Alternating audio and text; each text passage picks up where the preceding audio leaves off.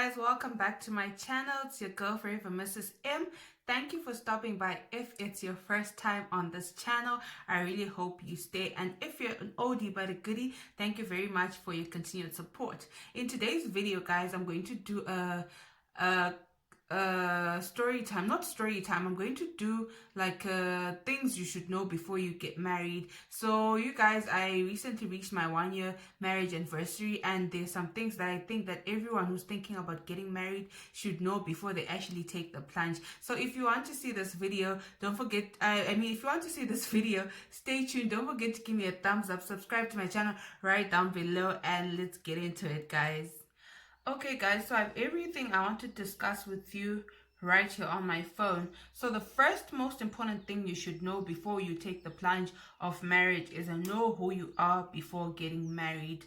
Like, you don't want to get in a marriage then start discovering yourself, but you want to be at a place where you're content with yourself and you know exactly who you are, what your goals are before you get married, because marriage is going to come with a lot of responsibility, a lot of new things also when you're adjusting to living with someone else. So you really need to be sure about who you are before you get into the marriage, because you're going to get a culture shock by trying to discover yourself. You're not even sure about what you want to do in your life, where you see yourself in the next 5 years, what your dreams, hopes are. You need to really be clear about those things before you do take the plunge into marriage. So that's tip number one. Before you get married, really do know who you are. Let's move on to tip number two. Okay guys, tip number two is sometimes space can be a good thing. Try and learn to give yourself space when you're still dating before you get married, and then so that when you get married you don't overwhelm someone. There's nothing wrong with being silent when you're in a marriage sometimes, or being silent to your partner, but give yourself that time alone to do things that you like. We always say this with my husband, like sometimes when he comes back from work, we give each other, like, we of course we converse when he comes back from work.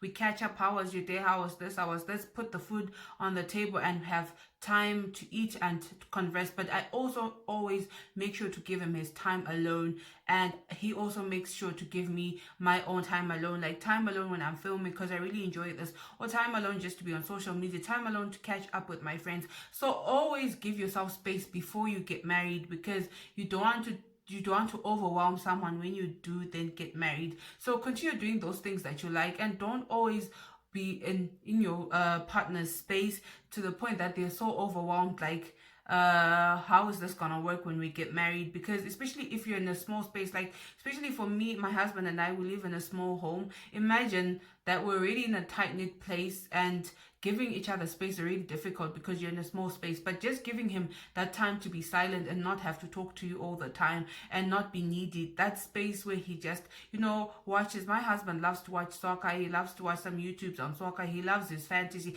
Just give him time to set up his team and do things that he likes. Like, you actually find that you give yourself time also to be happy and to enjoy the things that you like, and also discover new things that you like about yourself. So yes, always give each other space when you're dating, so that you don't overwhelm each other when you get married. So let's move on to tip number three. Tip number three is take time to learn your partner and your partner's love language. Guys, before you get married, I know there's a lot of misconception about getting advice from your aunties and things that they tell you about their marriages and things like that.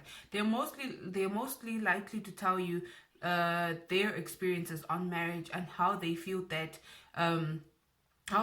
you should be in a marriage. So probably they're going to tell you what they've studied about their partner, but take time to study your partner whilst you're dating. Take that dating time to really study the person that you're going to be and the love language that that makes them happy. So you don't want to be in a situation where you get in a marriage and then you're imposing those things that you've been taught about other people's relationships on your own relationship. So take time to learn your partner. What are their likes, dislikes, what are their pet peeves, what they hate the most, what they like the most, what do they like doing. Don't start especially when you're going into a marriage. It's a plunge. You've never done this before, and marriage takes a lot of work, so you always want to be sure about what who your partner really is. Learn your partner, guys. You'll find that when you do learn your partner, it's going to be so much easier when you get into the marriage. Don't be so infatuated by the fact that, okay, I just want to get married, I just want to, like, the idea of marriage is fun until you get into doing the work. Then you're going to see that marriage is a lot of work. So you always need to learn your partner. Don't be overshadowed by the infatuation of the idea of marriage, but always learn your partner first. Let's move on to tip number 4, I think. Tip number 4, guys, is that don't stop dating. There's a lot of don't stop dating just before you get married, or don't only date just before you get married. Like, you need to continue dating. There's this thing that when you get comfortable in a relationship, you sort of like stop dating. So you need to really communicate to your partner that we need to continue dating when we get into a marriage. Don't get relaxed. Especially, there's a lot of ladies that we get relaxed when we get into a marriage. Like, when we used to go on dates when we're dating, we used to make ourselves look good, we used to dress well, walk well, and always do our hair nicely. This needs to continue when you do get in a marriage. Don't then get in a marriage and settle and be so content that you spend the whole day without bathing, you spend the whole day without doing your hair, you spend your whole day without doing, if you were a person that used to love makeup, you spend your whole day without doing your makeup and just looking good. You need to look good for yourself first before you look good for the other person. So always remember that. Don't stop dating when you get in a marriage. Don't get comfortable, because when you get comfortable, it's easy to just overlook things that may affect your partner, or overlook things that may affect your relationship, which when they end up piling up, you end up having a big, huge a marriage problem. So you guys, that's tip number 4. Let's move on to tip number 5. Okay, so my tip number 5 is the spirit of comparison needs to go. Like, when you're dating, please don't compare your relationship to other people.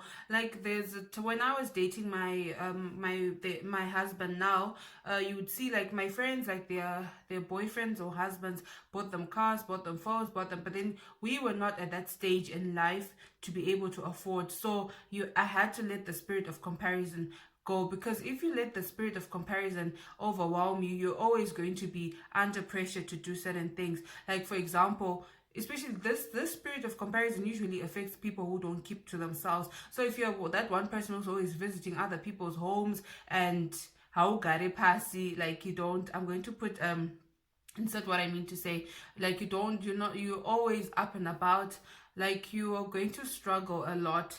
So you need to know to let the spirit of comparison go, because you're going to come to my house, you're going to see this thing that you don't have. You're going to go to the other person's house, you're going to see something that you don't have. You're going to go to X's house and you're going to see something that you don't have. And you're always going to be putting pressure on your partner to get you those things. So guys, tip number 5, let the spirit of comparison go. You don't need to be comparing your relationship to other people's relationships, because you're at different stages of life. Like, your priorities are different. You don't have the same priorities. Like, don't let the spirit of comparison can really tear a relationship apart, even when you're still dating. Don't say that this ex was proposed at 3 months, you should propose to me at 3 months. Your relationships are totally different. So if you're going to take the spirit of comparison into your marriage, you're going to bring problems. So yeah, guys, that's tip number 5. Let the spirit of comparison go. Let's go into tip number 6. Okay, guys, tip number 6 is ask the big questions before you get married, like, to your partner. Don't then start asking those important questions when you're in the marriage. Like, questions like, how are we going to raise our kids? I remember these are conversations that we had. How are we going to raise our kids?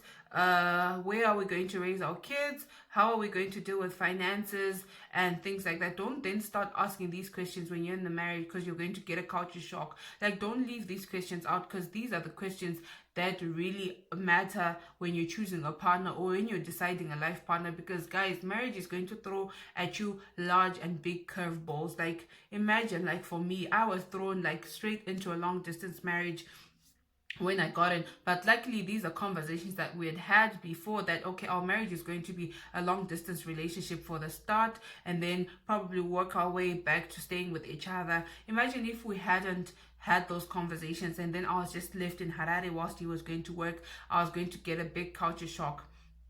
But because we had those conversations before getting married, it really helped me to prepare myself and prepare mentally about what was going to happen, where I was going to live. Like, these, as I was saying, these were all discussions, like where I was going to live and what was going to happen. These were all discussions that we had before we plunged into the marriage. So it was easy for me. It was a bit of an easier transition when we got married. So you guys, it's very important to always ask the big questions. Don't ask when you're now in the house and then you're shocked, like how our finance is going to go. Then there you go, see your husband is not telling you his finances, or is not showing you his payslip, or is not showing you like you're just shocked, right? So you really need to ask the big and important questions before you get married, especially the how are we going to raise our kids, where we're going to raise our kids, where are we going to live, like how do you see this, how do you see us maneuvering everything. Don't just be excited about the process of getting married when you're actually missing out on the very important questions. So yeah guys, that's tip number 6. Tip number 7, guys, is this one is very, very important. Tip number 7 is, don't rely on your spouse to give you happiness. Know this before you get married. Only you can make yourself happy. So don't go into a marriage, I mean to say, expecting him to be your happiness. You only owe yourself your happiness. So don't expect him to be to always give you a good time, or to always give you joy, or to always like do these things for you, because like life happens, finances happen, responsibilities happen. So you alone have the responsibility to make yourself happy. Don't put your happiness in someone's hands, and don't put all in someone's hands, because we're all human. We make mistakes, we're not perfect, and we can disappoint each other. Like my husband and I have disappointed each other a couple of times, like when we don't disagree on things. But imagine if I relied on him to be my 130% happiness, where would I be? But then I also look at myself and make myself happy, do things that I like. I do a lot of like therapy in terms of like doing makeup and things like that, just to make myself happy, going to the spa sometimes, do those things that make you happy, so that you don't put your 100% hope in someone to make you happy, because you will really be disappointed if you put your all in terms of hope of someone else to make you happy. Only you can make yourself happy, guys. I think that was tip number 7. Let's move on to tip number 8. Okay, tip number 8, which is going to be my final and most important tip, is don't let the idea of forever and marriage scare you. Like, a lot of people love to scare us about what marriage really is like. Guys, it's not so bad. It's not as bad as people point it out to be. So don't let the idea of marriage scare you. Go in there with an open mind. Choose your battles. You don't have to fight about everything. You need to compromise. Be a person who compromises, and you actually find that it's not so bad after all. Don't always listen to people that are always telling you so much negativity about marriage, because once you go into marriage with negative thoughts, like I said in my other video, you're going to project those thoughts on your marriage. So it's not as bad as people actually make it to be. It's actually just you continuing to date your partner, only that now you have permanent sleepovers, and it's actually very fun. And obviously you're going to come across obstacles. Like, marriage does throw curveballs at you, where you're going to disagree with your partner, but I like to call them disagreements, not fights.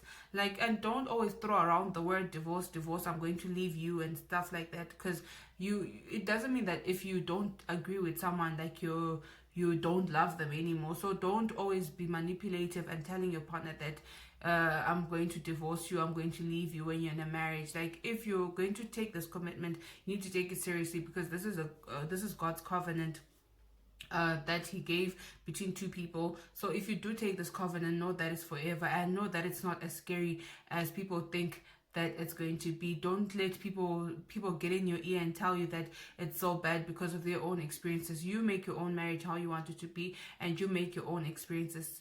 So yeah guys, thank you very much for watching this video. I really hope you guys enjoyed these 8 tips or 8 things that you should know before getting married, and I really hope you guys subscribe to my channel. Don't forget to hit the post notification bell right down below, and I'll see you in my next video, guys. Bye.